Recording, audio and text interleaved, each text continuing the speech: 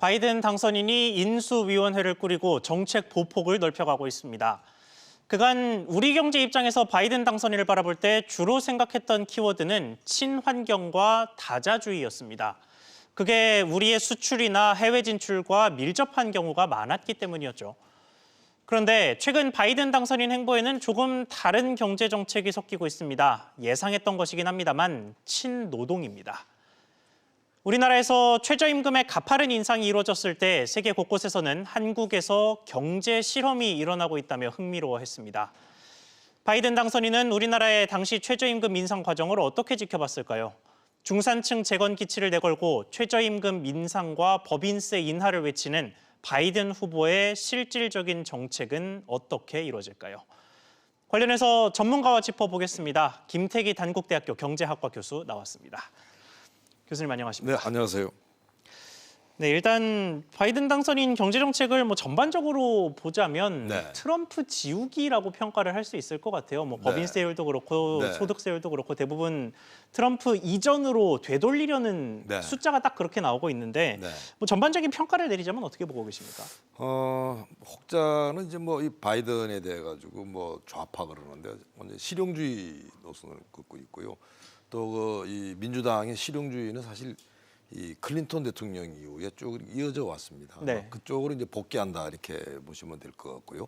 근데 단지 지금 트럼프 대통령이 지금 막 저항하고 있지 않습니까? 그래서 지금 현재 이 바이든의 어떤 경제 구상에 대한 부분이 구체적으로 나와 있지는 않아요. 네. 근데 다만 이제 그 양반이 쭉 있다가 이제 부통령 당시에 오바마 대통령 그 행정부 당시 했던 일들을 보면 그 철학과 이제 우선순위가 이제 나올 텐데 이렇게 될 것 같습니다.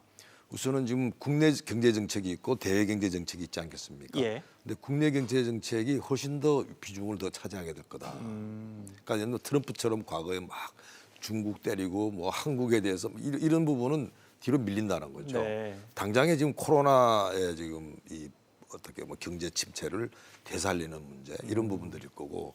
그러면 저희가 이제까지 집중해왔던 네. 다자주의라는 키워드는 사실 미국의 입장에서 놓고 봤을 때는 약간 후순위일 거다라는 그렇습니다. 이야기네요. 그리고 그건요, 우선 기본적으로 공화당과 예를 들어가지고 걔들은 이제 의회가 굉장히 강하지 않습니까? 예. 공화당과 마찰될 문제를 지금 할 수 있는 상황이 아닙니다. 공화당과 같이 생각이 비슷한 부분들이 미국 국내 일자리를 다시 만들어내고 네. 그다음에 정부의 역할을 좀 강화하는 이런 부분은 공화당도 예스를 할 거기 때문에 일단 집권이 예를 들어서 4년 임기라 그런다면 제가 볼 때 전반부는 아마 주로 그런 일 쪽에 주력을 할 거고 바깥 돌아가는 부분이 있어가지고는 지금 그까지 갈 시간적으로는 여유가 별로 없을 거라고 저는 보는 겁니다. 알겠습니다. 자, 그래서 지금 국내 이슈에 관련해서 바이든 당선인의 경제정책 중에 중요한 키워드가 중산층 재건입니다. 네. 이게 아무래도 이 당선인이 되기까지 러스트벨트의 막판 지지가 굉장히 결정적이었던 네. 만큼 네. 그 지역들의 주민들을 좀 생각한 정책이 아닌가 싶기도 한데 네. 중산층 재건 이게 사실 키워드는 이것입니다만 정말 다양한 방법으로 살릴 수 있는 게 중산층 아니겠습니까? 네. 어떤 방식이 될 거라고 보십니까? 이 문제는 정말 참 중요한 부분인데요. 사실은 오바마, 바이든이 가장 뼈아프게 생각하는 게 중산층이었을 겁니다. 예. 왜냐하면 이 민주당 정부가 중산층 강화를 가지고 계속 밀어놨는데 이게 트럼프 대통령이 러스트벨트에서 표를 가져가가지고 지난번 집권하지 않았습니까? 예.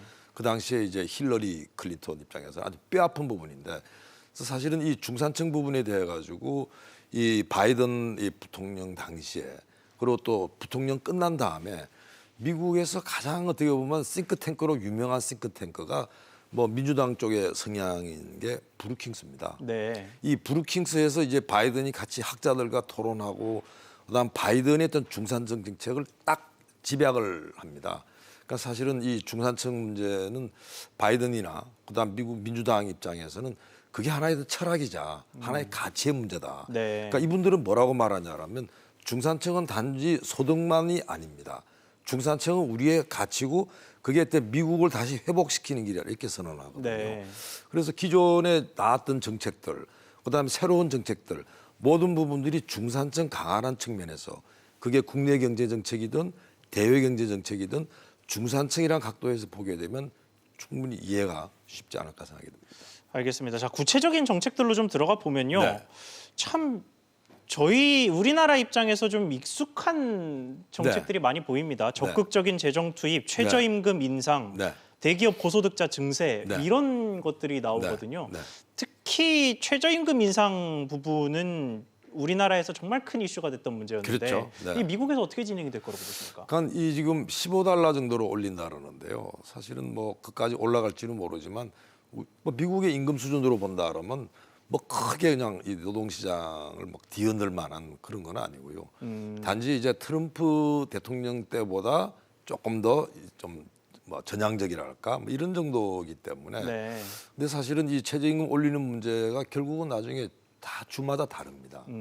연방에서 정하면 모든 주가 따라가는 게 아니고요. 그러니까 어떻게 보면 이제 그런 분위기를 만든다는 거지. 그게 예를 들어 가지고 주마다 다르기 때문에 뭐 15달러니까 모든 게 다 15달러다.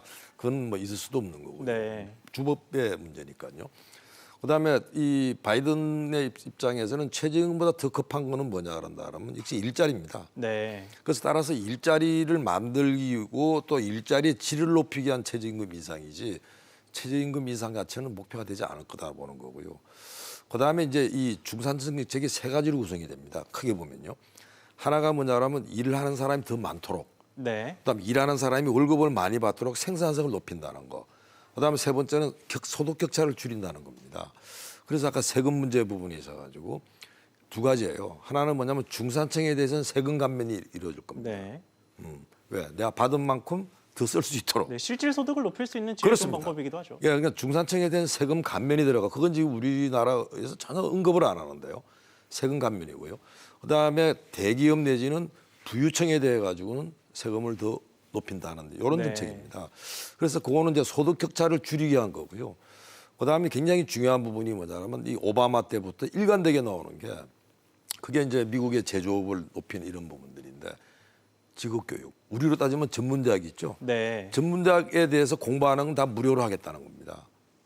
그러니까 이런 부분들이 사실은 지금 우리 가려져 있는 건데 정말 중요한 부분이고 우리나라가 아마 좀 비교를 하는데 우리도 정말 그렇게 했나? 우리는 사실은 지금 직업교육, 직업훈련을 굉장히 무시하고 있거든요. 네.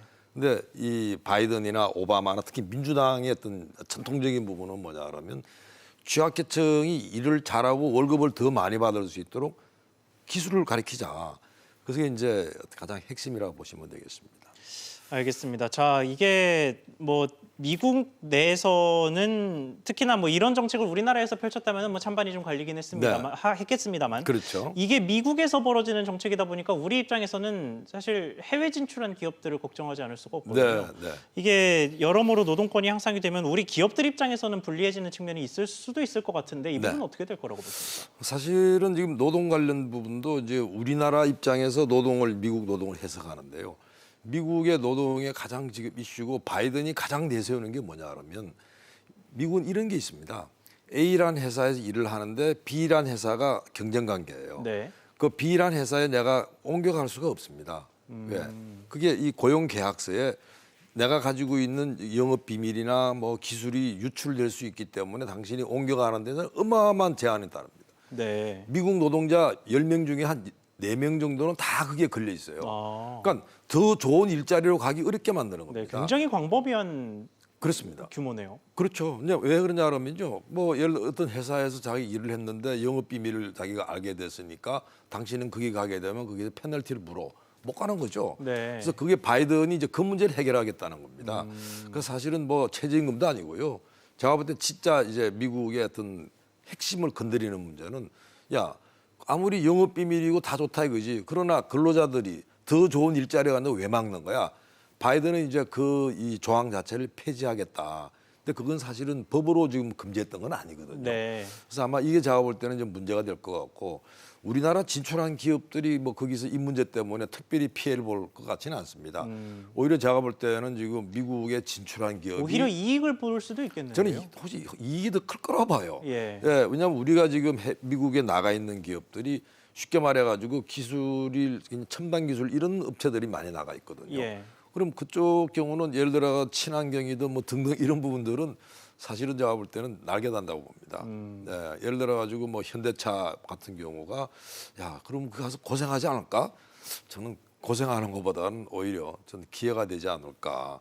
그러니까 예를 들어 현대가 지금 뭐 수소차, 전기차 말하지 않습니까? 네. 근데 이 바이든 이 대통령 이 당선인 뭐라고 말하냐 그러면 미국 관용차부터 싹 바꾸겠다. 예. 원래 미국 사람들은 수소차, 전기차 원래 관심이 없어요. 왜? 기름값이 싸니까. 근데 이거를 이제 바이든이 바꾼다 그러면 제가 볼 때는 상당히 좀 호재가 더 크지 않을까 악재보다 저는 이렇게 봅니다.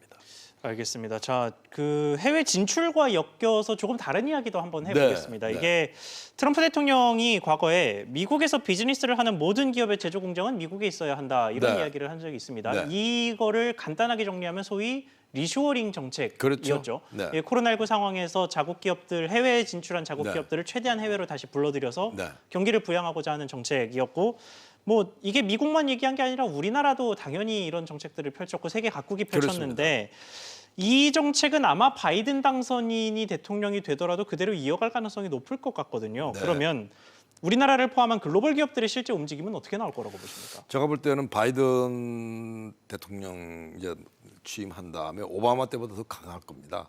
사실은 오바마 바이든 행정부에서 가장 큰 업적이 제조업 리쇼링이었거든요. 예. 그래서 엄청난 이 혜택을 본 겁니다.